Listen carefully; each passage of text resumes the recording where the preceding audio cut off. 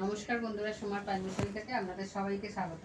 অনেক তো কাঁঠাল ও তালের ফুরুলি খেয়ে দেখেছেন, কিন্তু এরকমভাবে মিষ্টি আমের একবার ফুরুলি খেয়ে দেখুন, খুব ভালো লাগবে, একদম মুখে লেগে থাকবে। চলুন দেখে নেওয়া যাক আজকের এই সুন্দর রেসিপি। বন্ধুরা, আমি আমটা কুড়ুনিতে কুড়ে রেখেছি, আপনারা মিক্সিতে পেস্ট করে নিতে পারেন। আর একে একে চিনি দিচ্ছি, চালের গুঁড়ি, অল্প ময়দা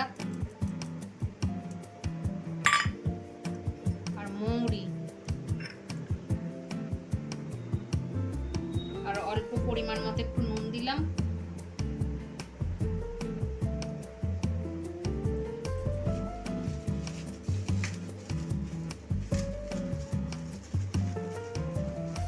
আর 1 চিমটি খাবার সোডা দিয়ে এটা ভালোভাবে মেখে নেব। একটু টাইট করে মাখতে হবে। বন্ধুরা, আমি 1 ঘন্টা মাখিয়ে রেখেছিলাম, দেখুন এটা একটু নরম নরম করবেন।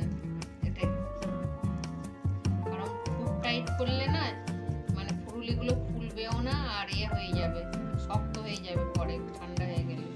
তাই খুব শক্তও নয় আবার খুব নরমও না, এরকম মাঝারি মতন রাখবেন।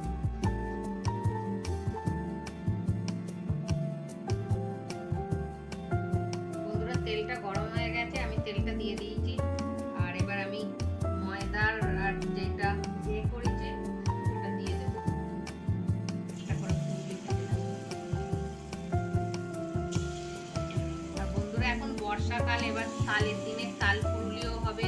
তারপরে অনেকে এখন কাঁঠালের ফুরুলি খাচ্ছে, সেটা আপনারা খেলে একটু অম্বল করে, কিন্তু এই আমের ফুরুলি খেলে একটু অম্বল করে না। এটাই একটা ভালো, যতটাই খাবেন কোনো অম্বল ফম্বল করবে না, কিন্তু তালের ফুরুলি খেলে প্রচুর অম্বল হয়, আপনি বেশি খেতে পারবেন না। একটা পিঠ হয়ে গেছে, আমি এবার দেখুন উল্টে দিচ্ছি। এই যে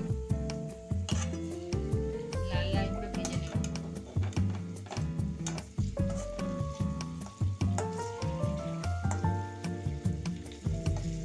আশা করছি আমের ফুরুলি খেতে ভালোই লাগবে,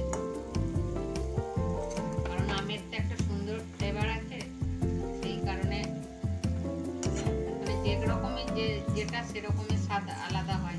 তালের একরকম হয়, স্বাদ আলাদা হয়, কিন্তু তারপরে এর কাঁঠালের একরকম আলাদা স্বাদ হয়, আবার এই আমের আলাদা একরকম স্বাদ হয়।